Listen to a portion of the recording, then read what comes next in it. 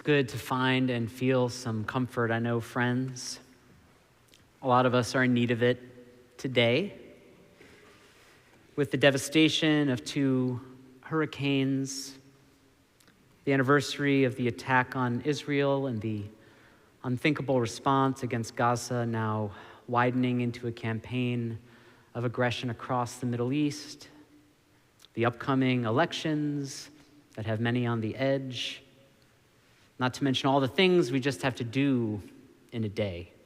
I can see it as I'm listing the things you're all moving around. Yeah, I feel it. So it's a good time to find some comfort. It's a good way to be here together.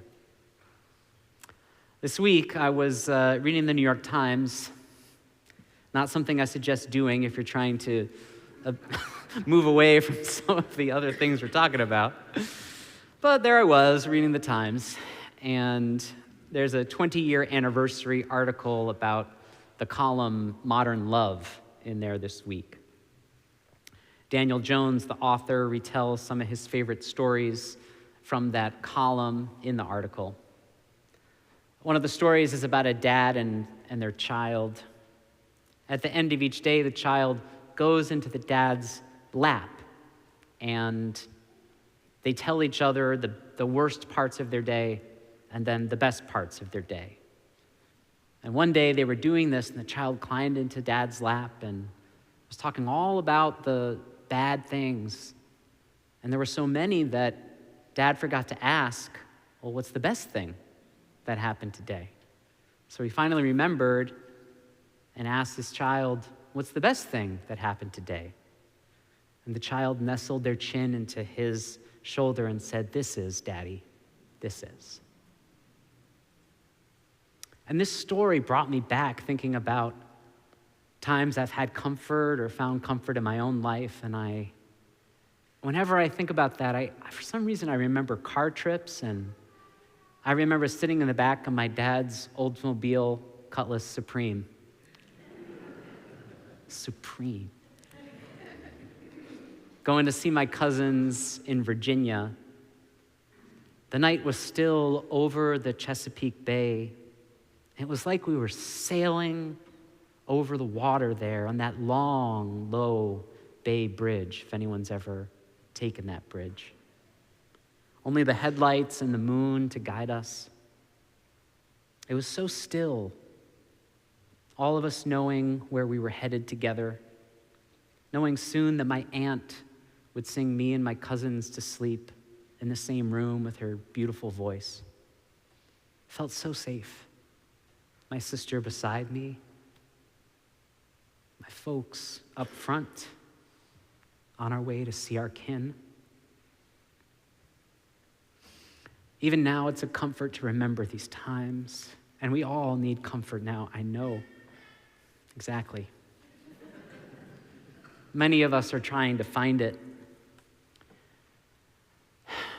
We find our way with charts and compasses, so this sermon series is aptly titled Chart and Compass. You can read more about it in this book. They're all around campus. I strongly urge you to take one home and look at all we're going to be doing together this year. When I think about a chart and compass, I think it's hard to get anywhere very good without knowing how to get there, you know? It takes a chart and a compass. I'm all for wandering, don't get me wrong, but when I need to get somewhere, I need a map. Now, because we're a multi-generational church, I should explain what I just said, is that a chart is a map. And because we're a really multi-generational church, I should explain a map is a piece of paper that you'd open to find where you need to go. All right. That's right, preach. Now, they work pretty well, and they actually are still important when we're in remote parts of the world, or where there's a power outage, or when AI finally takes over and we need to hide from our robot overlords. All hail Zerg, I'm just saying. And what is a compass? A compass allows explorers and travelers of all kinds to use the chart they've got, to find their way where they need to go, because a compass uses the Earth's magnetic field to tell us where true north is. With a good map and a compass and fine working order and some training and orienteering, like I got at Schimmelfinnig Middle School in 8th grade, any traveler is in good shape for their journey. So let's talk about that map we've got. Let's talk about this. Where did our first maps come from, do we think? I mean, there's lots of answers, a lot of examples of maps, but a lot of them were created by the religious authorities of the time to be sure they knew where everyone lived, where the property was, and so, we could collect taxes. Those were the good old days. We used to just come by and get the pledge. Hey, that's a good idea, Daniel. We got some... canvas real short next year. Okay. Everyone's like, amen, they do that. But the modern world of world maps and charts, they actually trace their route to someone pretty specific, and that person is Ptolemy, who worked in Egypt, though I was corrected on many occasions after the last service, I should say, considered himself coming out of the Greek diaspora, working in Egypt, named Claudius. Got all these comments, so you're welcome. Now, he's famous for a lot. His rendering of what he thought was the entire world in that map, he wrote and composed in the 2nd century, and it remains today one of the most influential maps in history. It was used for centuries after for charting courses, roughly unchanged, and, it was used by a lot of people until you know what happened. With every trip and every discovery, those on the voyages improved the maps on their way to new lands. And somewhere between using those maps to subjugate the people found in those lands, or to take the riches they could from those lands, because if you can't say it on Columbus Day weekend, when can you say it, friends? Right. They used those maps to make more accurate maps so they could do more of those activities. And by doing so, fewer and fewer were lost at sea, which is great. And the world became more and more connected, subjecting people to all that exploration and exploitation spelled for them. The maps people had were subjected also to rational inquiry until they were more and more true. And the same thing was happening in the world of religion, in the world of faith and belief in 1899, right when this church was founded. Think about what was happening then. William James was in Cambridge at Harvard, sharing the halls with lots of Unitarian thinkers and believers at the time, and he was busily writing varieties of religious experience at that time to deliver in 1901 and 1902 as lectures. And over in Europe in 1899, Freud was working on interpretation of dreams, published in 1900. This is the milieu. This is the kind of thinking and the forward movement that was happening. And this church was charting its way through that, through its own course with rational thought, rational inquiry into this new century, alongside the visionaries of faith and belief and rational inquiry. Limbaugh quotes Unitarian minister William Ellery Channing, "I am surer that my rational nature is from God than that any book is an expression of his will," her will.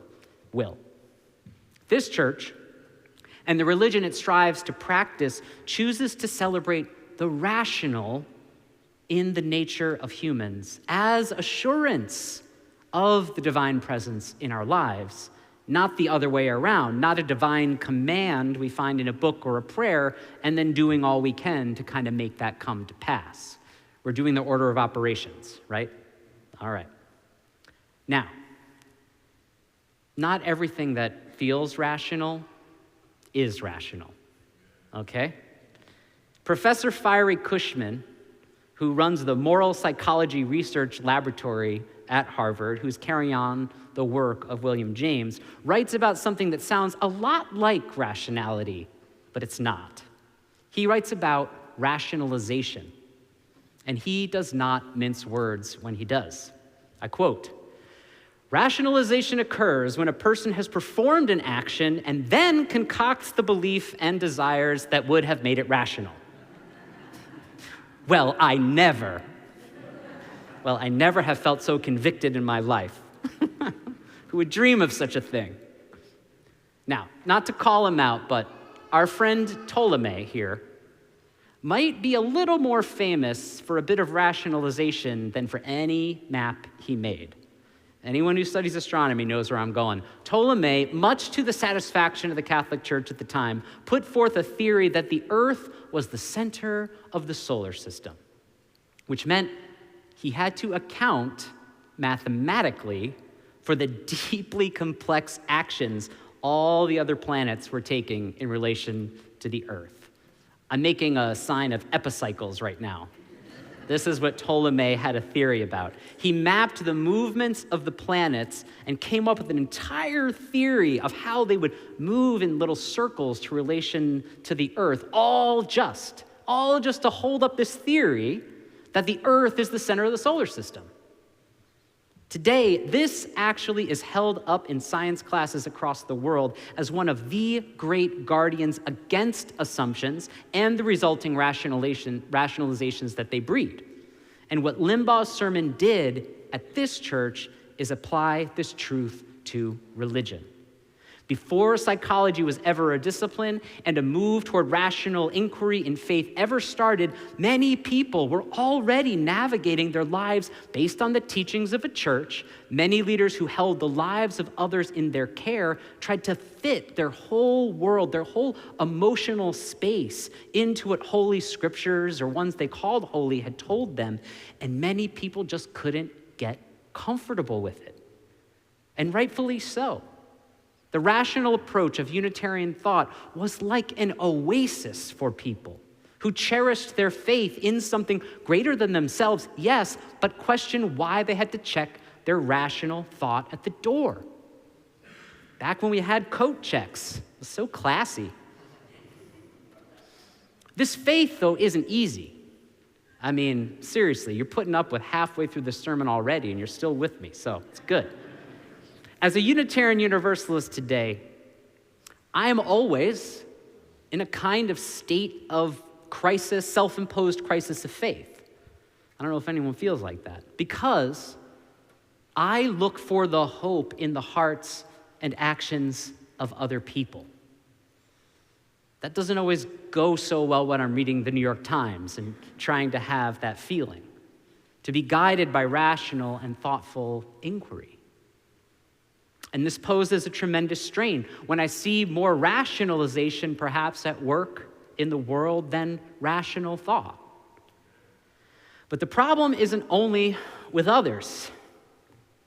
The risk of rational inquiry and making it part of a faith is experiencing that horrible thing, that black goo inside that we're taught by the world is something shameful or impossible to overcome, that something that if you go online or social media, if you go online, you could risk all your friends or maybe some of your family if it's discovered you might be this too, and you know what it is, being a Cowboys fan. No. It's being wrong, which is really the same thing, but no. Oh, I know. No, it's the state of being wrong. And even harder than being wrong ourselves is telling someone else you think they are wrong. Oh man, wouldn't we rather just run away and never say anything again? But confronting what is wrong, armed with rational and thoughtful and loving inquiry, is a gift from God, and it will set you free. Okay. We're going to get into some stuff now, so I'm holding you. The world, I know, marked this recently, the 1-year anniversary of the attack by Hamas on Israel, and then also the military response by Israel against Palestine and Gaza.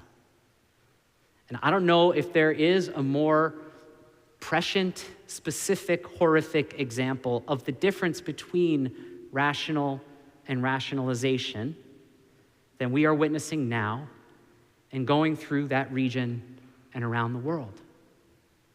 The treatment of an entire group of people by restricting their movement, forcing their re-movement, placing them behind border walls with legal dehumanization is only possible through rationalization, because every rational part of me knows that every human is created equal and deserves dignity and freedom. Okay?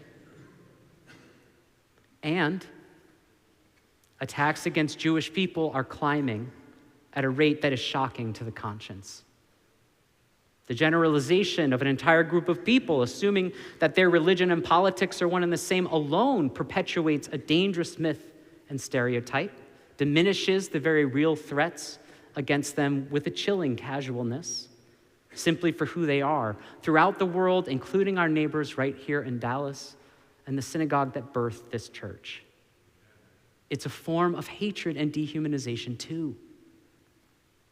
This dehumanization is playing out as violence and war-making, and especially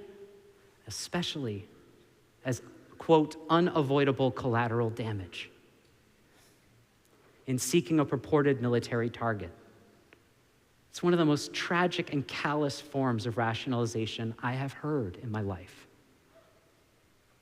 Another is how much of what we do see today, at its root, here this day before Indigenous Peoples' Day, when we are talking about maps and what they wrought, we have to name that rational inquiry, when unchecked, the making of maps and their use in the project of empire across the seas subjected people, and Indigenous people in particular, to horrors we are still only fully learning about today. And then doing these things in the name of a loving God. If there is a blasphemy in Unitarian Universalism, that's it. Right. And the poet warns us in the reading. You hear it. That when we give shape to the world, when it's not flat anymore, we're all closer. We are all more intimate and intertwined. We are closer kin than we've ever been before every day. And we know death more personally and feel it more personally than generations in the past. The poet says death too is like a map, once flat and far, stretching past clustered mountains and blue lakes. It rises now, a dark sun in the western sky, certain, unexpected. And I inquire, rational inquiry, is this who humans will always be? Is warring division inseparable from being alive? Does peace live only in our imagining? I heard a man in Gaza on the radio who lost his entire family this week say, "Dreams are gone from this place now." And I heard in his words that famous inquiry, my God, why have you forsaken me?" It's the first thing the psalmist asks in Psalm 22, the psalm that is purportedly written by David and played on a harp. My God, why have you forsaken me? It's in the lectionary today, in the common lectionary. It's going to be heard and sung by more than 1 billion people today. And the words are the same ones that Jesus cried out from the cross when an occupying military force killed him in front of his family. So the story goes. My God, why have you forsaken me? And feeling forsaken is painful. I think that is some of what I am feeling these days. Its root in Hebrew, azapatani, means to leave or to loosen your grip for a time. And sometimes that's what I think I'm feeling in times like this. When my faith in humans and their potential for love and for good Seems like it's leaving. Seems like it's loosening my grip on what I thought I knew. Maybe that is what sends me grasping for refuge, for answers, for music, for you, for people, for a hope in something I can't yet see, for a heaven or for a peace that surpasses understanding, whatever you call it, this searching and searching and asking, and maybe that is right. Maybe that is how faith, maybe that is how God, maybe that's how something new has to happen in the world. Maybe that is the revolution we are still trying to make in this place. Rational inquiry filled and actuated by love for others. Faith is how we hold questions, not how we dole out answers. Faith is how we hold one another, not how we dole out punishment. Faith, if it is true faith, I believe, is how we hold out love to those who are wrecked.